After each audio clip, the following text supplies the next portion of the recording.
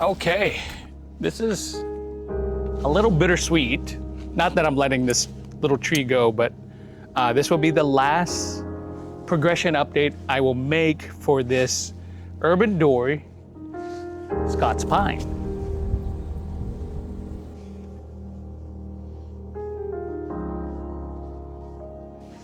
This tree is special to me. It's not the biggest tree that I own. It's not the best tree that I own. It is the first Yamadori or urban dory tree that I have ever dug out. We are in 2025. This is May 2025, and it's time to do the candle pinching again on Scots pine. And so while I work on this tree, I actually want you to watch the story about how I came about getting this tree and turning it into a bonsai. So check that out while I do a little bit of work and do some candle cutting, pinching technically on a Scots pine, because they are single flush trees. You don't treat them the same way as double flush trees like Japanese black pine. So yeah, watch the video. I'm gonna work on this for now.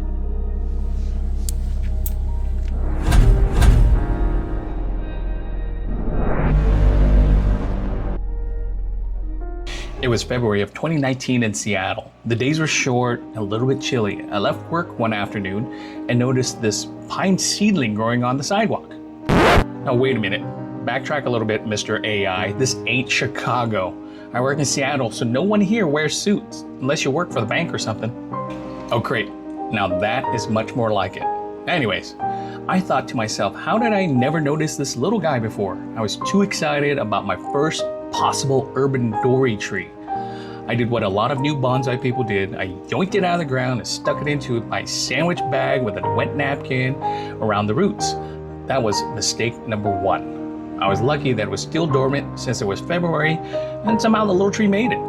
Now, mistake number two was I immediately put wire on it, and even before the tree had a chance to establish its roots, it started off as a semi-cascade tree.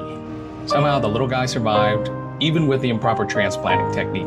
Mistake number three, I threw it into a little bonsai pot with a lot of organic soil and very little aggregates. The thought was I didn't want the roots to ever dry out. Again, the little tree survived and it continued to grow, even though the roots were really wet. I'm pretty sure I found some mutant Scots pine that had superpowers or something. It survived growing out of the sidewalk, it survived being yanked out of the ground, poor wiring, and poor soil. And somehow, the landscapers never destroyed it. So I guess this thing was either lucky or very, very, very tough. But as the years progressed, so did my knowledge for developing single flush pines. So the tree has grown with me and taught me a lot about how Scots pines grow as bonsai. So in the next few clips, you're gonna see a progression of the Scots pine from 2019 all the way to 2025. I hope you like it. This ugly looking guy might be a Scots pine. One of the first trees that I did some yarded dory, actually was growing as a seedling around my office, and somehow it escaped the landscaper's weed whacker. So I brought it home, and it hasn't grown much in this little pot, but it is healthy, and I think it's time to do some branch selection. You can kind of see here there's a lot of barbells, so I need to cut off at least 2 branches today. Okay, so I'll definitely take off that guy. I just don't like how it barbells, and then I've kind of cranked it in a way that looks really ugly. And there's a couple parallel branches here that I don't like. What to keep, what to keep. Probably cut this one and just keep that one. Sharp scissors does a quick job. Take a look at this other side. One more branch to cut. Another barbell right in there. Okay. that is it. Tree already feels a lot less cluttered. And I'm just gonna leave this guy alone. It's already got this weird crazy bend that I put into it a couple years ago. And let's see what happens. So fall update on the Scotch Pine. So yeah, it's coming along. It was very leggy, but you know, it's doing its thing, and I don't know. We'll see what it'll turn out to be. I think it's kind of a cute little bonsai, and you know, you always keep the first thing you create. So we'll see what it'll be. In front of my office, of all places, there was the mother tree, pine tree, that basically dropped the seeds, and this was one of the few that kind of survived. Put into a pot and have been working it as a bonsai for the last, I don't know, I would say 4 to 5 years.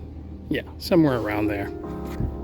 And this year it's really kind of taken shape. I don't love what's happening right here, where I have like this dead straight trunk, so I will probably give it a little bit more of a bend while it's still kind of soft and pliable.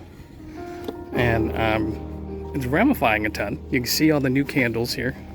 And I would never sell this tree. I had somebody come over, ask if I could sell this tree, and I have probably about 3 or 4 others like it.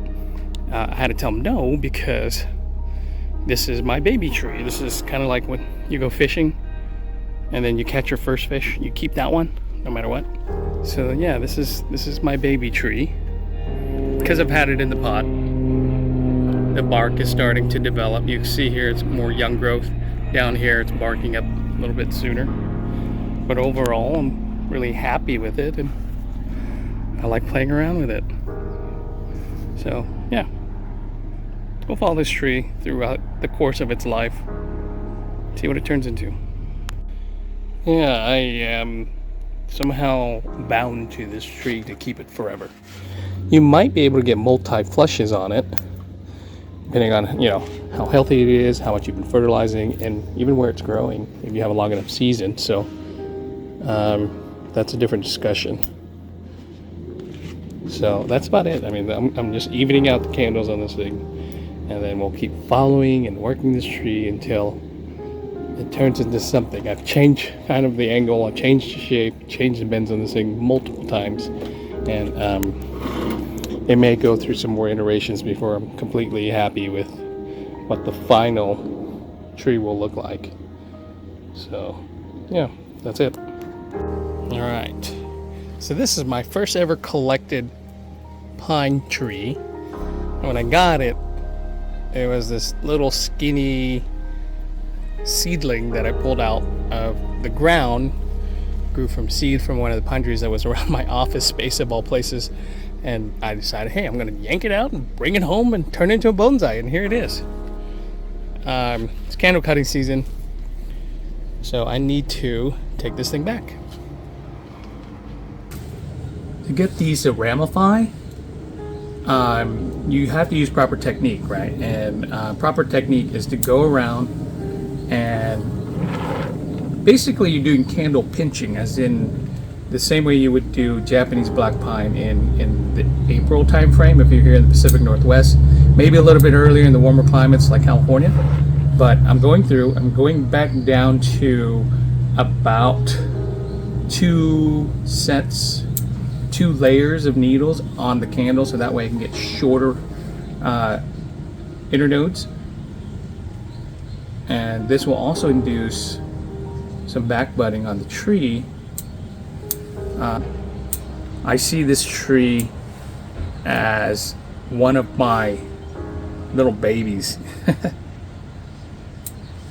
And I've been taking care of it for a while, and made some mistakes in the beginning as far as how to take care of it. But you know, as you grow and as the tree grows, you know, as you learn proper technique, timing, seasonal care, you know, species So I'm going to go through, I'm going to cut every single candle down to about the same length. And I've done this for the last 6 years on this tree. And that's why the tree that you see today is a much more ramified tree than how it started. And so, you know, the purpose of me doing these videos was originally just kind of keep a video diary of, you know, the trees as I develop them and as they grow. But, you know, it turns out, you know, as I do it, I feel like other folks can benefit from what I've learned or the mistakes that I've made so that they can improve their technique in doing bonsai. And when you do proper technique and then you get the results that show that, you know, oh, I've done something right here, it's quite rewarding, and it makes the hobby really fun when you get success. Now with Scots Pine, if you don't know already, it's a single flush pine, which means that it will flush out once. So candles will come out once in one season, which means that you don't want to prune off the entire candle in the late May, late spring, May time frame here, because there's potential of dieback. This tree is showing that it's very healthy, it's very vigorous, and that's why the candles, you know, are all super long.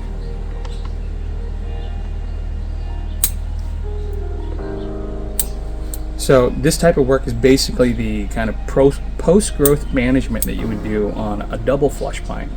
So you're doing in late spring what you would do in fall for double flush pines. Does that make sense? Because with Japanese black pine, you can do the candle pinch in spring and then candle cut towards the beginning of summer or late spring, depending on where you're at. And then branch selection in the fall time frame. And here, some of these candles are so much bigger than others, which means I probably have to do a little bit more energy management on this tree by plucking some needles around those larger candles. The more needles, I guess there's a couple variables. The more needles there are, the more power that it will draw from the tree. And tips of tree branches in the top also draw more power because of the oxygen that are built up towards the end. And don't miss anything. If you miss a candle, that candle is going to get all the juice, and everybody else will suffer because of it. Unless, of course, that candle is a sacrificial branch of some sort. So that's the exception to that rule. I wouldn't call it rule or concept. Okay, I think I have it all. Great. Next step here is to pluck some of these needles. Okay. One, it makes the tree look a little bit more neat. Two, it balances the amount of energy flowing into each branch. I'm going down to about 8 to 10 pairs radially around each branch. Okay. Then basically you're weakening how much energy is pumping into those branches, and the new growth will be a little bit shorter because of that. Now, if your tree was weak to begin with, then don't do that kind of work, right? The old idea in the past used to be to deprive your tree of nutrients and water and pot size so that everything will grow smaller. But deprivation is one way to do it, but it's not the best way to do it. Okay, It's kind of an old technique that weakens a tree, and then sometimes if you work on a weak tree, you have the potential of killing off those branches. So, yeah, not good. And I'm gonna kind of do some needle cutting because this is not going into any show anytime soon, but I do want the needles to have a similar length, so that way it draws a similar amount of power, and kind of aesthetically looks a little bit better too, until you get the brown tips, that is. And that's okay for now. This is not a show tree, and that's okay. So if you're putting a tree in a show and you're cutting the needles like that,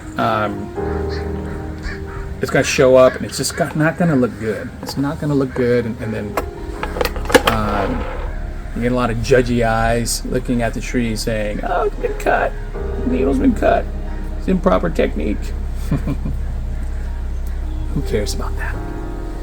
Yeah, don't scoff at little seedlings like this, because these little trees, I mean, it's obvious that they develop into pretty cool trees. It doesn't take too long in the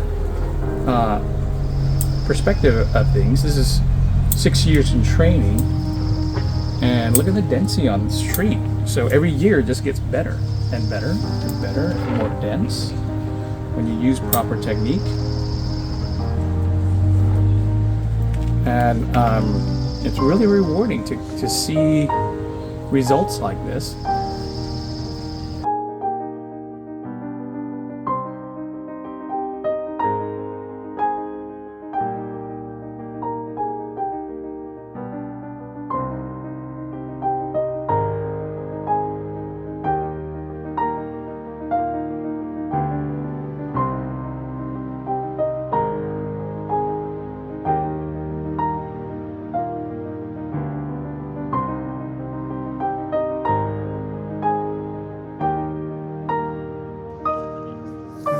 It took me 6 years to refine this little Scots pine tree from a leggy sapling into a bonsai.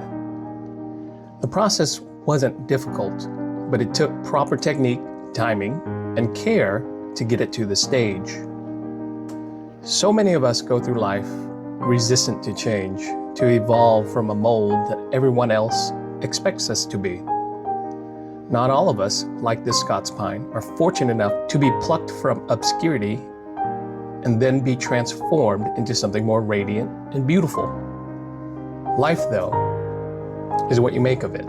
It's not about waiting for that special person, that moment, or any external factors.